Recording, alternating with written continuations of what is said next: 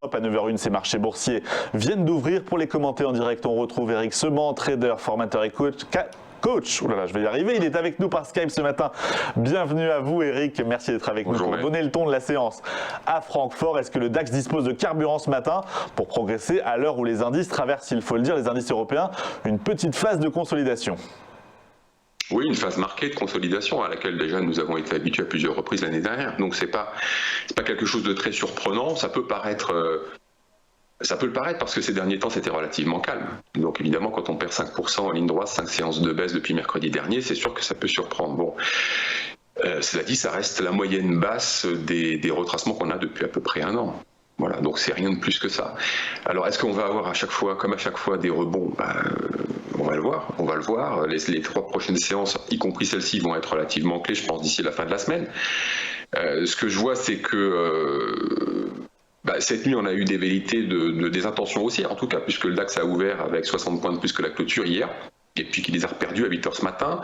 Maintenant, avec l'ouverture des marchés actions, on va voir comment ça se comporte. Peut-être que, en effet, on verra ce carburant dont vous parlez. Après, il faudrait savoir d'où il peut venir, ce carburant. Sur pareil, alors le marché s'agite beaucoup dans le vide, comme on le voit. On a été chercher 15 800 finalement la semaine dernière. C'est le double top que j'ai évoqué, c'est un scénario de double top que j'ai évoqué depuis des semaines. On l'a fait finalement, puis on est resté sur 15 800 aussi peu de temps que la première fois. On est reparti directement à la baisse et c'est la baisse qu'on vient de connaître. On s'est arrêté sur 15 000, 15 050. C'est une zone que vous voyez sur le graphique qui est une zone de support importante. C'est une zone de pullback qui a déjà fait son effet et qui fait encore manifestement son effet. Tant que le DAX tient au-dessus, on garde de bonnes probabilités de rebondir. Alors 15 800, c'est peut-être aussi un endroit où les gestions ont peut-être réalisé une partie de leur gain. En double top, ce serait quelque chose d'assez logique, voyant que le marché s'essouffle. Je ne serais pas étonné qu'il y ait eu un peu de ça, la raison pour laquelle probablement le marché est reparti en arrière aussi vite. Leur problématique reste toujours la même, ils vont devoir investir les liquidités qu'ils viennent de retrouver. Alors est-ce qu'ils vont avoir le temps de le faire sur les niveaux actuels? C'est pas une mauvaise idée si ça se produit assez lentement. Parce que si ça va trop vite, elles ne pourront pas intervenir, elles n'auront pas le temps d'intervenir et elles devront à ce moment-là faire comme elles ont fait ces derniers temps, c'est-à-dire se positionner sur les produits dérivés. Si ça se passe comme ça, on peut avoir une baisse qui restera modérée. On ne pourrait pas faire une nouvelle extension baissière après un rebond, j'entends par là une cassure du support 15 000, 15 050.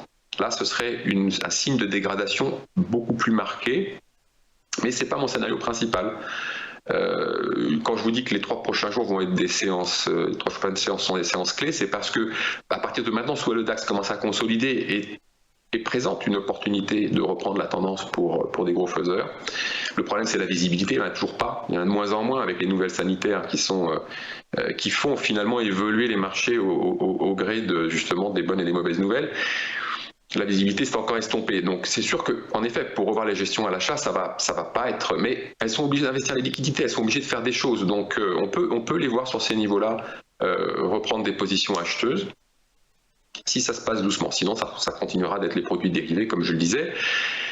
En tout cas, pour l'heure, 15 050, 15 000, ça tient. Tant que ça tient, on a encore de bonnes probabilités de rebondir, voire même d'effacer complètement la hausse que nous avons eu. Ça sera en ce cas-là un simple trou d'air.